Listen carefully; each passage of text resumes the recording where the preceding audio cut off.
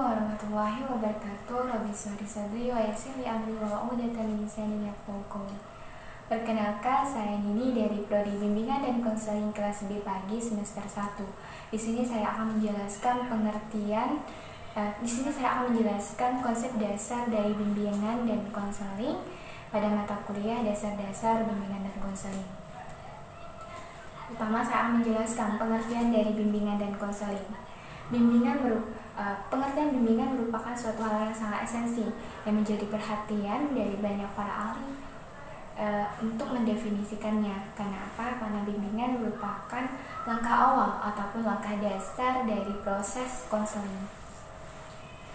Secara etimologis, bimbingan merupakan terjemahan dari kata guidance atau kata kerja to guide yang artinya menunjukkan, membimbing, menuntun, ataupun membantu.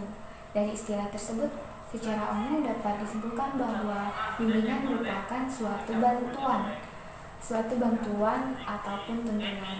Adapun menurut Praitno dan Erman Amti dalam bukunya cetakan 2004 halaman 99, ia mengemukakan bahwa bimbingan merupakan suatu proses pemberian bantuan yang dilakukan oleh seorang ahli kepada seseorang ataupun beberapa individu, baik itu anak-anak, remaja, maupun dewasa, agar orang yang dibimbing tersebut dapat mengembangkan potensi yang ada dalam dirinya secara mandiri dengan memanfaatkan kekuatan dalam diri serta sarana dan prasarana yang ada, dan dapat pula dikembangkan berdasarkan norma yang telah berlaku. Adapun menurut Peraturan Pemerintah Nomor 29 Tahun 1990 tentang pendidikan menengah, bimbingan merupakan suatu proses pemberian bantuan yang dilakukan untuk peserta didik dengan tujuan agar peserta didik tersebut dapat memahami, mengenal potensi diri dan juga mengenal lingkungan serta merancang masa depan. Dari pengertian tersebut, kita simpulkan bahwa bimbingan merupakan suatu proses pemberian bantuan yang dilakukan oleh seseorang yang berakhlak, bermoral, beretika, dapat dipercaya dan profesional kepada seseorang, dengan tujuan agar orang tersebut dapat mengenal dirinya dan juga potensi yang ada dalam diri dan mengembangkan potensi tersebut semaksimal mungkin dan seoptimal mungkin. Adapun pengertian dari konseling menurut Praitno dan Erman Amti tahun 2004 yang ia mengemukakan bahwa secara etimologi bimbingan berasal dari bahasa Latin yaitu consilium yang artinya dengan atau bersama. Konseling merupakan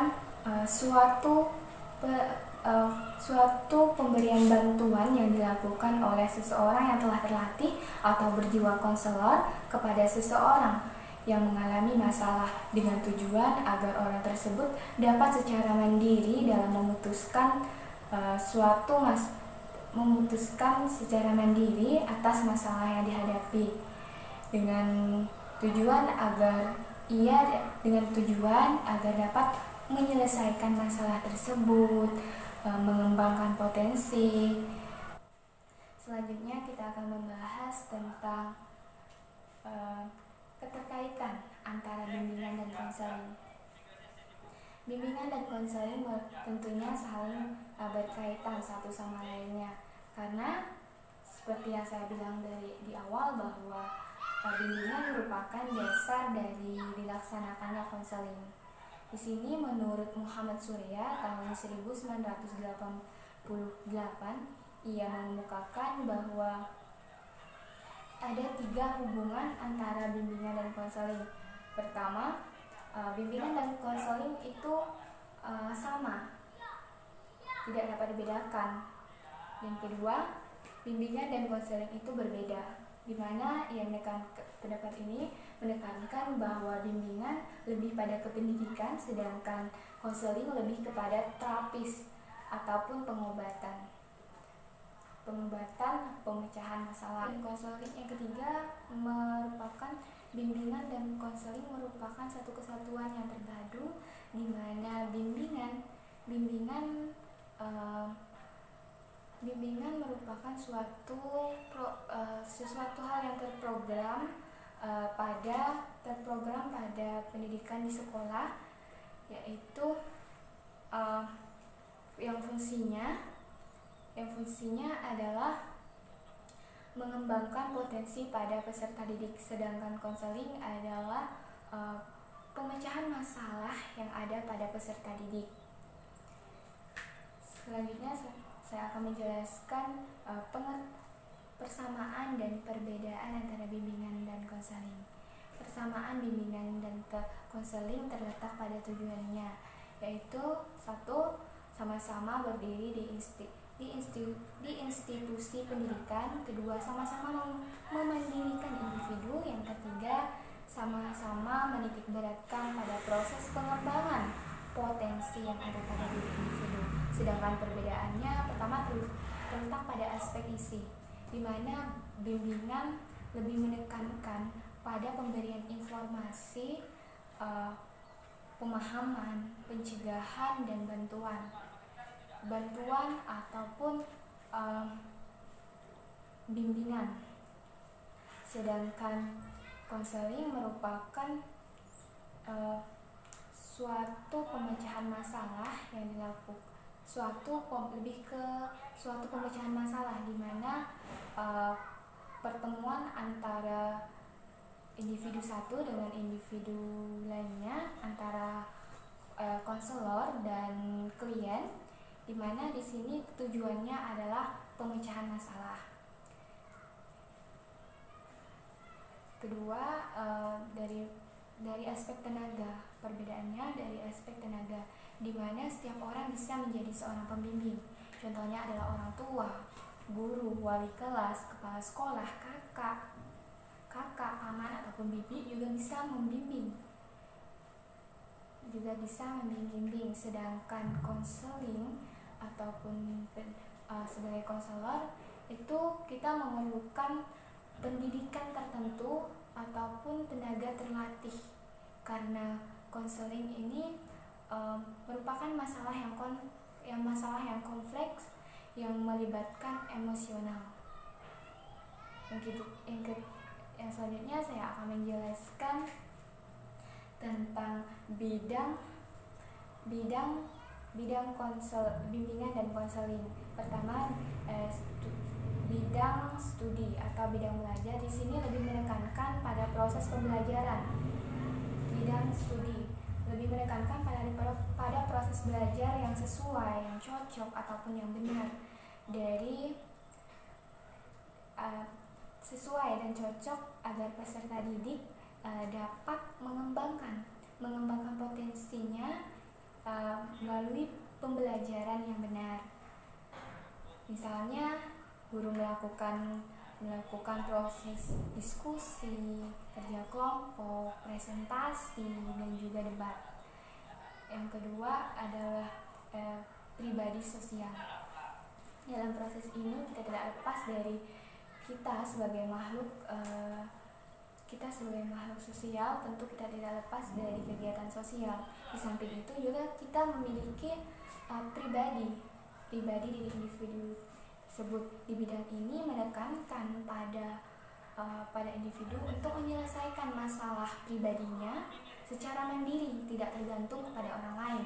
Tetapi dalam hal ini lebih menekankan, mencakup dan mempertimbangkan kehidupan sosial, di mana manusia adalah makhluk sosial yang membutuhkan orang lain. Tetapi dengan hal itu tidak membuat manusia itu tergantung dengan orang lain. Yang ketiga, di bidang karir atau kerja, di mana di bimbingan konseling juga kita memberikan pendidikan karir. Di sini bertujuan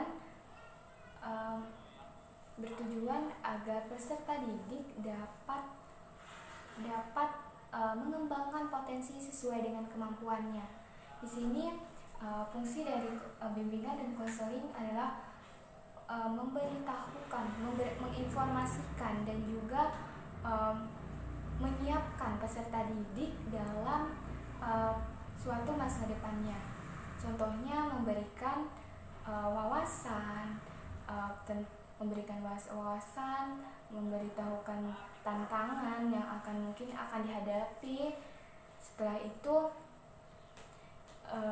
dan juga masalah, tantangan dan juga solusi yang mungkin akan terjadi di masa akan mendatang. Jadi pendidikan karir ini sangat penting bagi masa depan individu. Yang keempat adalah pendidikan keagamaan. Hal ini paling penting menurut saya karena kita sebagai makhluk ciptaan Tuhan yang kita mengakui adanya keberadaan Tuhan sebagai pencipta kita, di mana dengan bidang keagamaan ini menjadi batasan bagi manusia untuk bertindak dengan dia memahami bahwa dia memiliki seorang pencipta. Dengan dia memahami dia memiliki seorang pencipta, jadi dia tidak bisa menentukan semua hal yang dia inginkan. Tidak semua hal yang terjadi dalam dirinya dia bisa menentukan. Tentu pasti ada kehendak dari Tuhan. Selanjutnya saya akan menjelaskan tentang orientasi bimbingan dan konseling. Pertama adalah orientasi perseorangan, di mana orientasi ini menitikberatkan pada seorang guru ataupun seorang guru bimbingan dan konseling untuk melihat siswa secara individualisme, di mana kita memahami siswa secara perorangan. Karena setiap individu itu berbeda-beda, jadi kita tidak bisa menyamakan individu satu dan individu lain. Jadi kita perlu melakukan pendekatan secara individualisme. Orientasi perkembangan yang kedua adalah orientasi ini menekankan pada pentingnya peran perkembangan pada saat ini dan pada masa yang akan datang dengan mengetahui konsep pengembangan hidup. Dengan mengetahui konsep tersebut, kita mengetahui ataupun kita mengenal karakteristik dari proses pengembangan tersebut. Kita bisa mengantisipasi permasalahan yang mungkin akan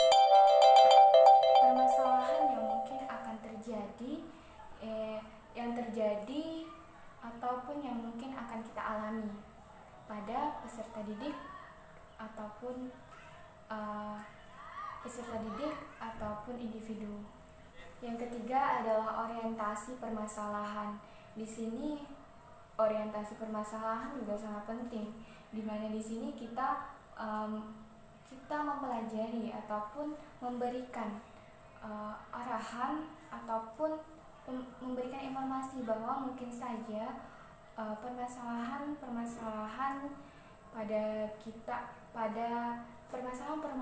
mungkin akan terjadi seperti penurunan kesehatan atau kita jatuh sakit, di mana di sini jika kita jatuh sakit kita bisa mengantisipasinya dengan banyak berolahraga dan juga memakan makanan yang sehat.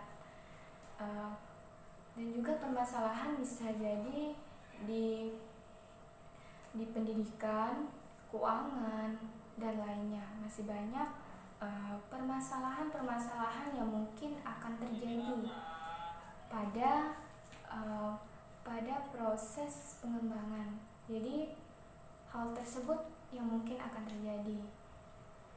Yang selanjutnya adalah orientasi lingkungan. Kita sadari bahwa kita tidak lepas dari lingkungan, dari mulai kita lingkungan keluarga, lingkungan sekolah, maupun lingkungan masyarakat. Karena lingkungan sangat berperan penting. Dalam orientasi ini, lingkungan sangat berperan penting. Mengapa? Di sini kita sebagai konseling, bimbingan dan konseling menjadi sebuah tolak ukur pada diri, sebagai tolak ukur untuk menyampaikan materi kepada siswa. Karena apa? Lingkungan menjadi tolak ukur apa yang harus siswa pahami.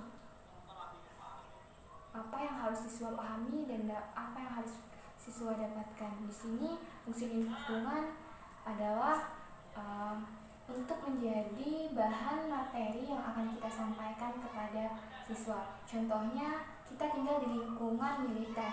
Tentu materi yang kita sampaikan adalah lingkungan tentang materi militer. Tidak mungkin kita menyampaikan materi tentang keagamaan, bukan tidak mungkin sih, tapi kita menyesuaikan pada lingkungan. Kita tinggal di lingkungan kesehatan, misalnya kita sekolah di lingkungan kesehatan, tidak mungkin kita mempelajari tentang militer seperti itu. Jadi lingkungan mempengaruhi materi apa yang akan kita dapatkan ataupun materi apa yang akan kita sampaikan. Selanjutnya, setelah orientasi